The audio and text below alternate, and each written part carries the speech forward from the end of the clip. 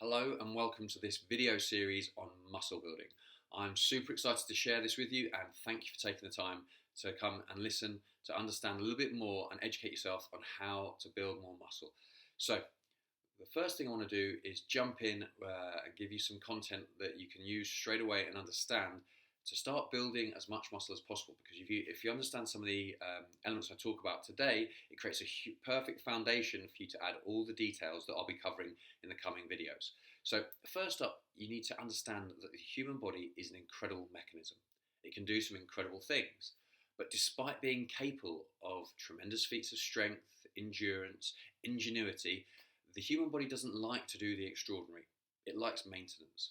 More specifically, it likes what scientists call homeostasis. Now, homeostasis is the process of maintaining a stable internal environment within a system with respect to fluctuations in the state of the environment external to the system. So in this case, we're talking about the internal system being the body and the external environment being everything that's going on around the body and the inputs coming in. So in essence, the body likes stability and it is resistant to change unless there is a powerful stimulus. And this is what makes muscle building so hard, because to build muscle, you need to disrupt the equilibrium and force your body to adapt. You must challenge it by lifting weights sufficiently hard that it perceives them as a threat to its survival and adapts by growing bigger and stronger muscles. That's the stimulus, the input if you want. Your training creates that signal to let the body know it needs to build bigger muscles. The adaptation or the output that we want are those bigger muscles, and that requires you to have your recovery in place.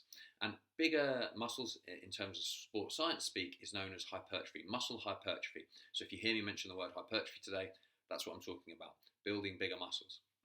And it's important to understand that for a long time, hypertrophy was the bastard child of sports science research. What do I mean by that? Well, most research was done on strength or power or endurance performance, and hypertrophy outcomes were perhaps noted, but only as a consequence of these other training variables and outcomes they were shooting for.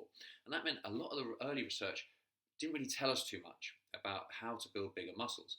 The great news is that more recently, research on hypertrophy has become much more prevalent. There's way more of it going on.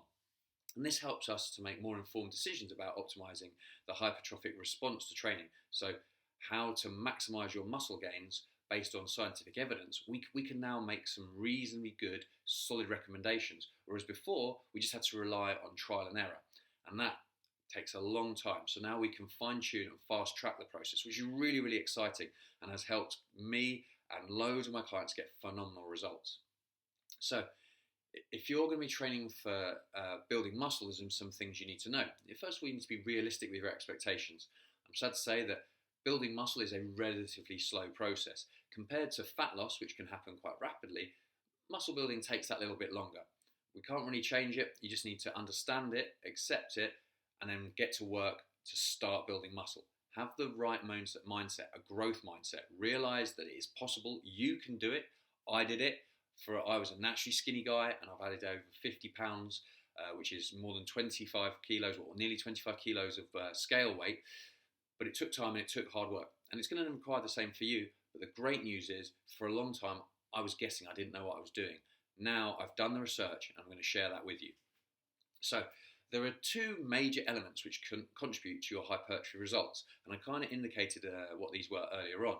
Number one is your training, the input, the stimulus, if you want. Number two is your recovery, and that's the other side of the coin. There's the two sides of the same coin, essentially. You don't get big training and lifting weights, you get big recovering from lifting weights. So you need to put the input and do the recovery to get the output. Now, within both of these factors, there's a hierarchy of needs. So when it comes to your training, some things are more important than others. And I'm going to cover each one of these in detail through the coming videos. And my emphasis will be on most of the training principles, if I'm honest, because that's my area of expertise. I have 2 degrees. One of them's a master's in strength and conditioning, and that is literally the science of making people bigger, stronger, and more powerful. So as a result, that's where I am most qualified to help you and give you the key points of difference that will get you building muscle as fast as possible and take you away from that skinny frame you're currently stuck in. But nutrition and recovery are crucial.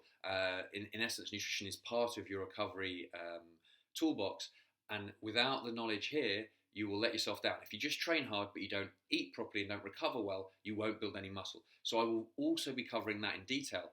The great news is that really the principles for muscle building nutrition are pretty simple, and I will boil them down to the basics. What works, no fluff, just get you the stuff that needs to be in place to get you building muscle and deliver results quickly. I'll strip everything back just to the facts and the stuff that really matters.